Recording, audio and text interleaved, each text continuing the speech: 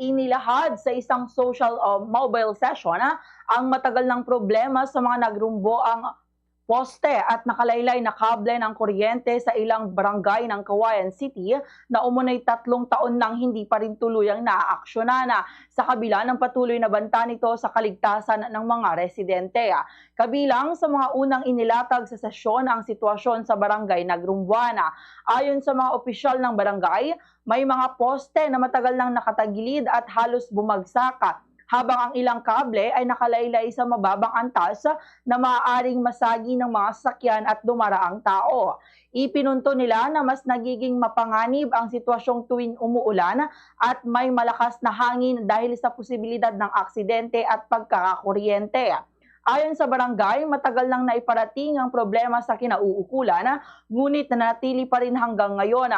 Kaya't iginiit ng mga opisyal na dapat unahin ng mga kasong matagal nang iniinda at may malinaw na panganib sa komunidad. Sa panig ng Isabela Electric Cooperative or ISELCO, ipinaliwanag ng kinatawan nito na sa sesyon na may nakahanda ng plano para sa pag-aayos ng mga problemadong poste at linya ng kuryente sa iba't ibang barangay, kabilang ang mga naiulat sa sesyon.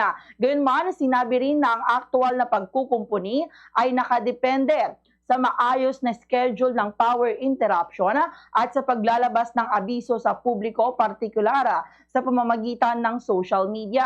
Dagdag pa ng ISELCO, marami umanong nakasalukuyang inaasikasong maintenance at repair work sa iba't ibang barangay sa kanilang nasasakupan, kaya't isinasailalim sa prioritization ang mga reklamo batay sa antas ng panganib at lawak ng apektadong lugar. Kasunod nito, tinalakay rin sa sesyon ang sitwasyon sa Barangay Pinoma. Ayon kay Barangay Captain Romeo Galiema, partikular na apektado ang Purok 6 at Purok 7 dahil sa mababang linya ng kuryente na patuloy na nagdudulot ng pangamba sa mga residente. Sa Purok 7, iniulat na may live wire na mababa ang pagkakalagay na nagiging hadlang sa pagpasok ng graders para sa mga proyektong pangkalsada matapos masira ang linya ng may punong natumba at tumama sa kable. Sa Purok 6 naman, sinabi ng kapitan na halos 2 dangkal na lamang ang layo ng kable mula sa mga bahay at bubong, dahilan ng takot ng mga residente lalo na kapag umuulan.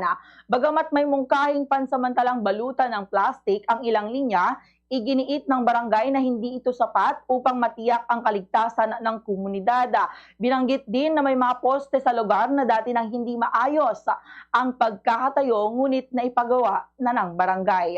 Ganito ang bahagi ng pagpapahayag ni Barangay Captain Romeo Galiema. Sabi ko na yung sa Purok 6 meron kasi yung mababang wire doon. Sinabi naman ni Foreman na temporary yung babalutin ng plastic. Pero parang hindi pa rin secure yun pag lalo yung panahon. Buti nga di bumigay ng bagyo. Sa Purok 7 naman merong yung linya talaga doon, yung live mababa. Sumasayad yung grader ng City Hall na malaki. Kaya hindi napapasok ng grader, kaya yun. Saka yung request kong poste, hopefully, sabi naman nila, this month, mga-actionan. Nag-usap kami ni Foreman kanina, sabi niya hanggang Friday. Sana. Tiniyak naman ng ISELCO na kabilang na sa kanilang plano ang Barangay Pinoma at iba pang apektadong lugar at naka-line up na rin ang ilang poste para sa pagkukumpuni. Sa ngayon, hinihintay na lamang umano ang tamang schedule ng power interruption upang maisagawa ang mga kinakailangang trabaho.